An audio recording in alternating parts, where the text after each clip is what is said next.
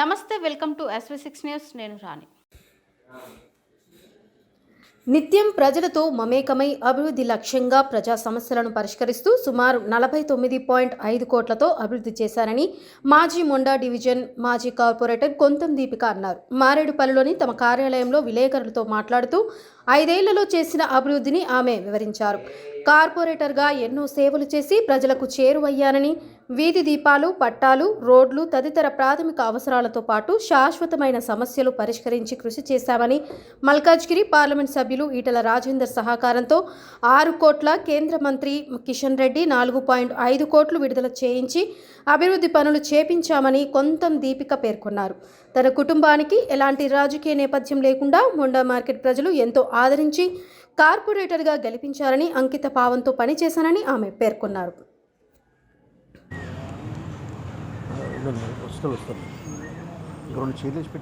Monda market division ప్రజలందరికీ నమస్కారాలు, అలాగే మీడియా మిత్రులకు అందరికీ నమస్కారాలు.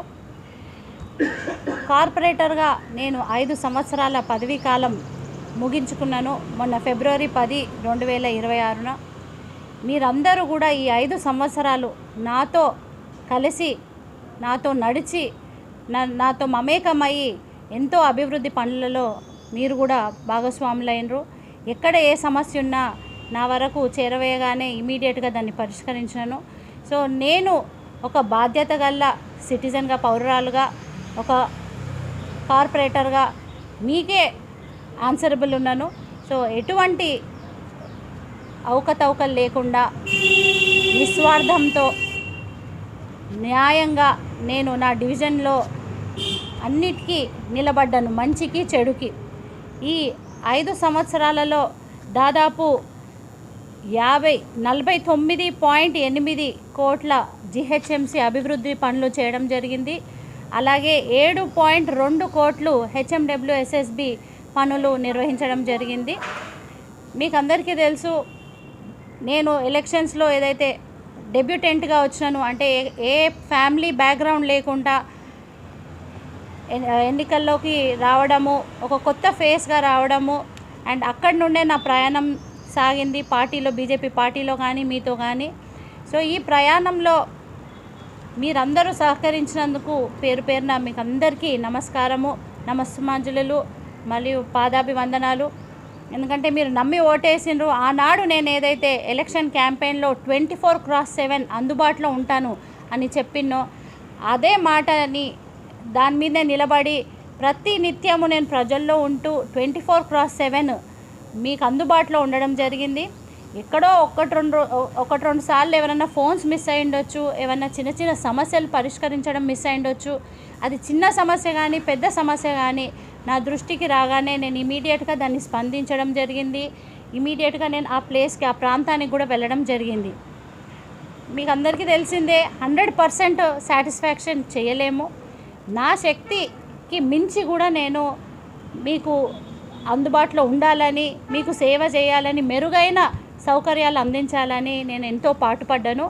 మీకు అందరికీ తెలుసు. సో మీరందరూ కూడా మళ్ళీ నన్ను ఆశీర్వదిస్తారని నేను మనస్ఫూర్తిగా కోరుతున్నాను. ఎందుకంటే మన డివిజన్లో జరిగిన పెద్ద పెద్ద వర్క్స్ మీకు తెలుసు. నాలా బజార్లో ఉన్న చిత్రదర్గా వరకు మనము గెలిచిన తర్వాతనే అయింది.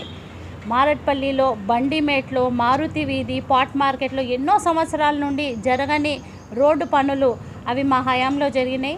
అంటే నేను ఎంతగానో కమిషనర్లని, జోనల్ కమిషనర్లని, డీసీలని ప్రతినిత్యము అంటే ఇటు అఫీషియల్స్తో రిప్రజెంటేషన్స్ ఇవ్వడము, వర్క్లను ఫాలోఅప్ చేయడము, అలాగే సైమిల్టేనియస్గా నేను ఏ సమస్య వచ్చినా దాన్ని అడ్రస్ చేయడము, అంతే ఈక్వల్గా సోషల్ సర్వీస్కి కూడా నేను ప్రాధాన్యత ఇవ్వడం, మహిళలకు పెద్దపీట వేయడం. అంటే నేను గెలిచిన తర్వాత స్కిల్ డెవలప్మెంట్ సెంటర్ అని కుట్టు, బ్యూటీషియన్ మరియు మగ్గం వర్క్ది సంబంధించిన స్కిల్ డెవలప్మెంట్ సెంటర్ మన అటల్ బిహారీ వాజ్పేయి ఫౌండేషన్ కిషన్ రెడ్డి గారు ఏదైతే నడుపుతున్నారో దాని ఆధ్వర్యంలో నేను పెట్టడం జరిగింది. దాంతో మహిళలకు నేను ఒక పెద్దపీట వేసినాను, వాళ్ళని ఎంపవర్ చేస్తున్నాను, వాళ్ళ స్కిల్ నేర్చుకొని వాళ్ళ కాళ్ళ మీద వాళ్ళు నిలబడేలాగా నేను కృషి చేసినాను. వాళ్ళకి ముద్రా లోన్స్ ఇప్పించి వాళ్ళను కూడా ఒక ఇండిపెండెంట్గా ఫైనాన్షియల్ ఇండిపెండెంట్ మహిళ తయారు కావాలని నేను వారికి ప్రోత్సహిస్తూనే ఉన్నాను. రాజకీయాలు అనేకంగా ఉంటాయి, బురద చల్లుతుంటారు వేరే వేరే పార్టీలు. కాకపోతే మీ మనసుకి తెలుసు ఎవరు అక్కడ కూర్చున్నారు, ఎవరు పోరాటం చేసినారో, ధర్మ పోరాటము. లాస్ట్కి అమ్మవారి గుడి పునర్నిర్మించుకోవడము, అమ్మవారి పునర్నిర్మించుకోవడం, విగ్రహ ప్రతిష్ఠ చేసుకోవడం జరిగింది. అలాగే ఇప్పుడు అయోధ్య కూడా మన మోడీ గారు ఎట్లయితే అయోధ్యని నిర్మించిండ్రో ఆ టైంలో కూడా అందరం అక్షంతలు ఇంటింటికి పంచి, అదేవిధంగా నేను కూడా వాళ్ళకి ఆ టైంలో మాట ఇచ్చినందుకు అయోధ్యకు 250 మందిని మన డివిజన్ నుండి తీసుకొని వెళ్ళడం జరిగింది. సో ఇవన్నీ కొన్ని మైల్ స్టోన్స్. ఇప్పుడు పాట్ మార్కెట్లో కూడా పబ్లిక్ టాయిలెట్స్ 50 సంవత్సరాల నుండి కూడా ఎవ్వరు పట్టించుకొని నాదుడు, అంటే పెద్ద పెద్ద హేమీలు ఉన్నారు అక్కడే, కానీ అది చిన్న విషయం అనుకొని దాన్ని చూసి ఇగ్నోర్ చేయడం జరిగింది. ఆ విషయాలలో నేను పట్టు సాధించి ఎమర్జెన్సీ ఫండ్స్ కింద పబ్లిక్ టాయిలెట్స్, ఎందుకంటే మోండా మార్కెట్కి ఉన్న ప్రాధాన్యత, ఆ ప్రాంతానికి ఉన్న ఆ చారిత్రాత్మక ఘట్టం, అది చాలా హిస్టారికల్ ప్లేస్. సో దాదాపు రోజు కూడా 7-8 వేల మంది అక్కడ ఫుట్ఫాల్ ఉంటుంది. అటువంటి వాళ్లకు మనకు చెప్పుకోవడానికి వాష్రూమ్స్ కూడా లేవు, పబ్లిక్ టాయిలెట్స్ లేవు అంటే బాగుండదు అనేసి అక్కడ మొండి మీద నేను 2 పబ్లిక్ టాయిలెట్స్ కూడా రెనోవేషన్ చేయడం జరిగింది 6 lakhsతో.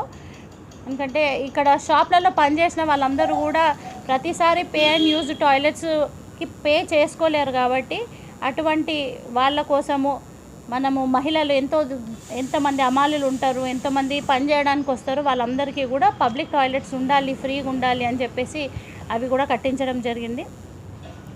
సో సోషల్ సర్వీసెస్కి వస్తే నేను ఎన్జిఓస్తో కలిసి దాదాపు 160 స్వింగ్ మిషన్స్ మహిళలకు, అర్హులైన మహిళలకు, అంటే ఎవరైతే ఇళ్లలో ఈ కోర్స్ నేర్చుకున్నారో, వాళ్ళు సర్టిఫైడ్ ఉన్నారో, వాళ్ళ ఇంట్లో చిన్నగా వ్యాపారం చేసుకునడానికి అని వాళ్ళకు అర్హులైన మహిళలకు 160 స్వింగ్ మిషన్స్ ఇవ్వడం జరిగింది.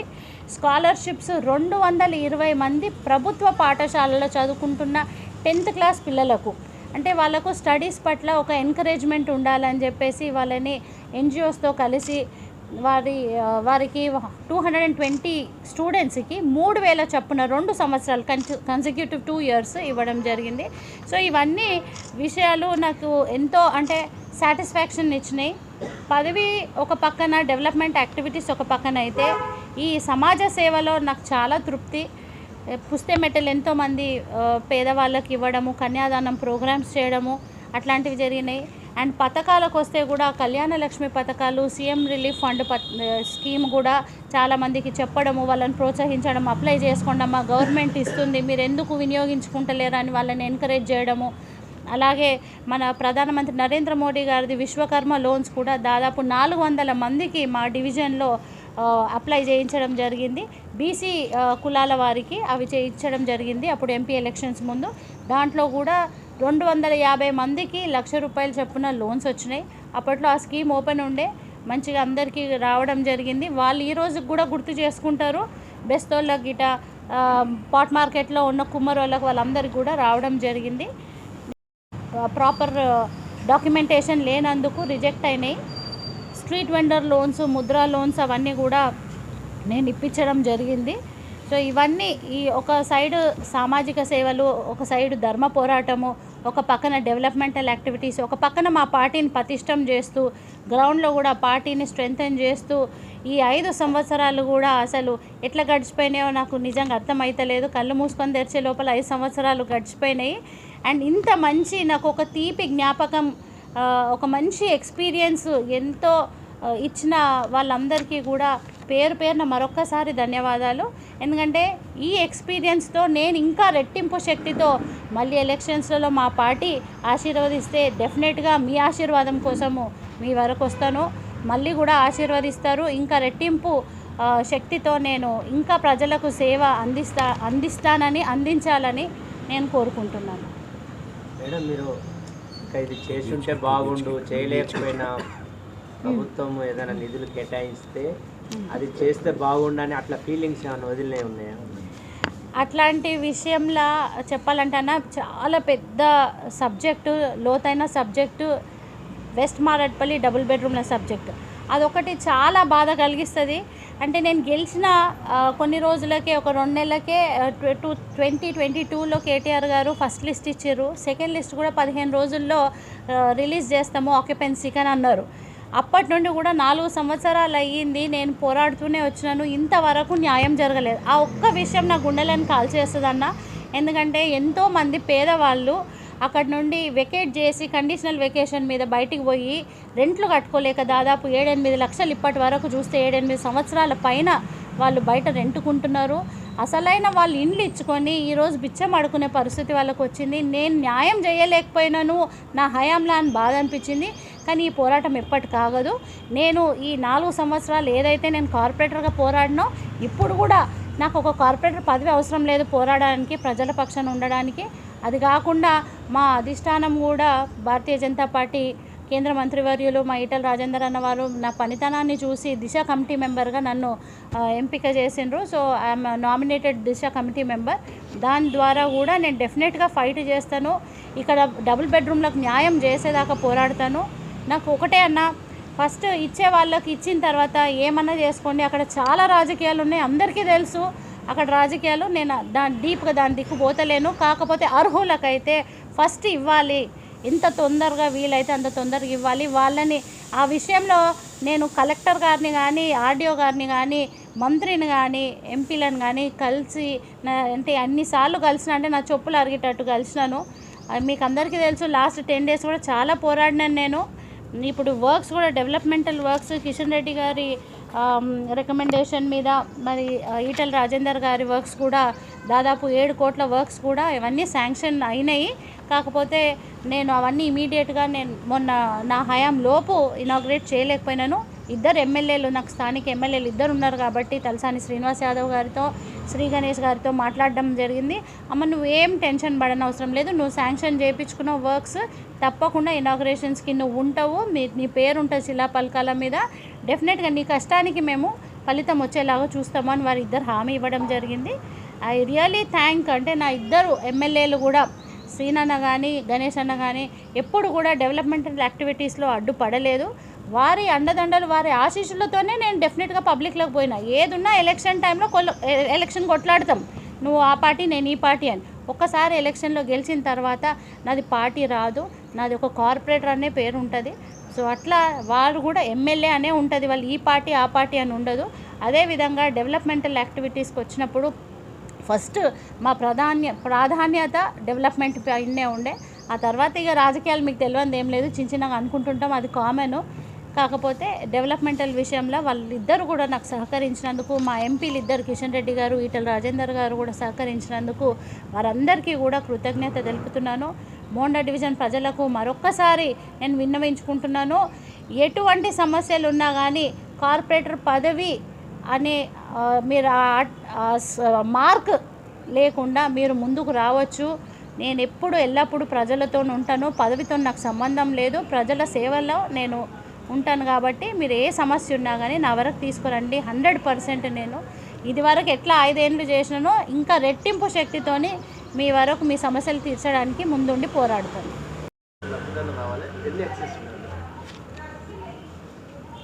అన్న, మారేడ్పల్లి డబుల్ బెడ్రూమ్ల లబ్ధిదారులు కొంచెం స్వేచ్ఛగా కులాసాగా వదిలితే 150 పోయినా కానీ 50-60 మిగులుతాయి.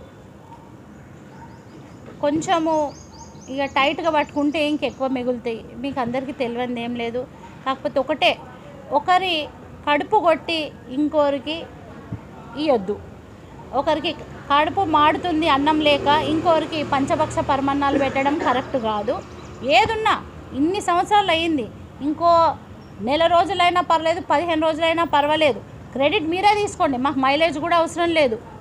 మీరు న్యాయంగా అక్కడున్న అర్హులకు ఇచ్చిన తర్వాత, ఇండ్లు ఇచ్చిన తర్వాత ఎక్స్ట్రా అవి మీరు ఏం చేసుకున్నా వాళ్ళకి ఇబ్బంది లేదు, మాకు ఇబ్బంది లేదు. ఏనాడు కూడా నేను అదే చెప్తున్నా.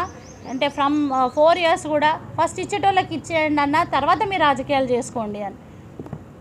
మొన్న ఒక జాబితా తయారు చేశారు కదా పచ్చివాసులు, అది ఎంతవరకు అధికారుల వద్ద చేరిందా, అసలు ఫలితం ఉంటుందా అన్న? బస్తీ వాసులతోని బస్తీ సభలో జాబితా తయారు చేయలేదు. ఏదైతే ఒఫీషియల్గా ఎమ్మెల్యే గారి ఇన్స్ట్రక్షన్స్ మేరకు ఎంఆర్ఓ గారు నా చేతికి ఇచ్చిన జాబితాని నన్ను అందులో ఏమైనా ఆబ్జెక్షన్స్ ఉంటే రేస్ చేయమంటే 4 గోడల మధ్యలో కూర్చొని నేను ఆబ్జెక్షన్స్ ఇవ్వలేను. కాబట్టి బస్తీ సభ పెట్టి వీళ్ళు అర్హులా, వీళ్ళు ఇక్కడి వాళ్ళ, వాళ్ళు బయట వాళ్ళ, ఏం సంగతి అనేసి అక్కడ చదవడం, పేరు చదవడం జరిగింది. అదే జాబితా ఏదైతే ఇదివరకు ఉన్న జాబితాలలో వాళ్ళ పేర్లు ఉండి మొన్న ఇచ్చిన జాబితాలో పేర్లు లేవో వాళ్ళవి, మరియు కొంతమందివి క్యాన్సిల్ చేసిన వాళ్ళు అన్నారు. సో వాళ్ళ అర్హులు ఉంటే వాళ్ళవి సపరేట్ జాబితాలు చేయడం జరిగింది. వీటిని మళ్ళీ ఎంక్వైరీ చేసి మీరు న్యాయబద్ధంగా ఇవ్వాలి. ఎందుకంటే ఆ డ్యూటీ అధికారులది. యాజ్ అ కార్పొరేటర్ నా పని, నేను వీటిని వాళ్ళు ఒత్తిడి పెట్టి లబ్ధిదారులకు కేటాయించే వరకు నా పని. అంతేగాని లిస్టులు తయారు చేసేది నాకు ఉండదు, అధికారము ఎమ్మెల్యేకు ఉండదు, ఎంపీ గారికి ఉండదు. అది కేవలం డ్యూటీ అధికారులది. కాబట్టి అధికారుల మీదకి ఒత్తిడి తెచ్చి అవి వాళ్ళకి తొందరగా ఇవ్వాలనే ఉద్దేశంతోనే నేను అవి చేయడం జరిగింది. దీన్ని 3 జోన్లకు రీఆర్గనైజ్ చేయడంతో ప్రతి ఒక్క డివిజన్ కూడా రీఆర్గనైజ్ అయ్యింది. సో మోండా డివిజన్లో నుండి కూడా దాదాపు ఒక 9 బూతులు బన్సిలాల్పేట డివిజన్లో కలపడం జరిగింది. అది చూసుకొని ఇమీడియట్గా అప్పుడు వాళ్ళు ఇచ్చిన మ్యాప్ ప్రకారం, వాళ్ళు ఇచ్చిన డేటా ప్రకారం చూసుకొని మోండా మార్కెట్ డివిజన్లో మోండా మార్కెట్ లేకపోవడము అది కరెక్ట్ కాదు, అది సిగ్నిఫికెన్స్ కోల్పోతుంది అని చెప్పేసి దానికోసం అనేసి మేము పోరాడడం జరిగింది. దాదాపు 2000 అబ్జెక్షన్స్ కూడా బస్తీవాసులతో అందరితో కలిసి ఇప్పించడం జరిగింది. సో మళ్ళీ మా మోండా మార్కెట్ అనే 9 బూతులు ఏదైతే పాట్ మార్కెట్, మారుతి వీధి, గాస్ మండి, నాలా బజార్ ఇవన్నీ కట్ అయినాయో అవన్నీ కూడా మళ్ళీ మన మోండా మార్కెట్ డివిజన్లోకి చేర్చడం జరిగింది. సో మోండా మార్కెట్ డివిజన్ యథావిధిగా ఎట్లుందో అట్లనే ఉంది, ఏం మార్పులు చేర్పులు లేవు. కొంచెం ఏదైనా కట్ అయితే ఆ లోహియా నగర్ పక్కన కట్ అయినట్టున్నాయి. కరెక్ట్గా ఇంకా అఫీషియల్ మ్యాప్ రాలేదు కాబట్టి మనం కూడా దాని మీద క్లారిటీ లేము. ఏదైతే ఈ 9 బూత్స్కి సంబంధించి తీసేసిండ్రో దాని గురించి పోరాటం జరిగింది, అది మళ్ళీ రిటైన్ చేయడం జరిగింది. రాజేందర్ గారివి దాదాపు 6 కోట్ల వర్క్స్ కేటాయించడం జరిగిందన్న. మళ్ళీ కిషన్ రెడ్డి గారివి కూడా 4 crores వర్క్స్ ఇవన్నీ కూడా శాంక్షన్ అయినాయి. సో నిధులు లేక ప్రభుత్వం తరఫు నుండి డిలే జరిగింది. సో అవన్నిటికీ కూడా మేము అధికారుల దగ్గరికి వెళ్ళి తప్పనిసరిగా అవన్నీ మేము ఇనాగ్రేషన్లో మా ఎంపీలతోనే పెట్టుకోవడం జరుగుతుంది. మరొక్కసారి అందరికీ శివరాత్రి శుభాకాంక్షలు. ఈ 5 సంవత్సరాలు నన్ను ఆశీర్వదించి నా సేవలు మీకు అందేలాగా చేసుకున్నందుకు ధన్యవాదాలు. మళ్ళీ ఇంకా 5 సంవత్సరాలు ఇంకా రెట్టింపు సేవలు, రెట్టింపు శక్తితో మీ ముందరికి రావాలని కోరుకుంటున్నాను. మీరు ఆశీర్వదిస్తే సో తప్పకుండా మీ ఆశీర్వాదం కూడా లభిస్తుందని అనుకుంటున్నాను. భారత్ మాతా కీ జై.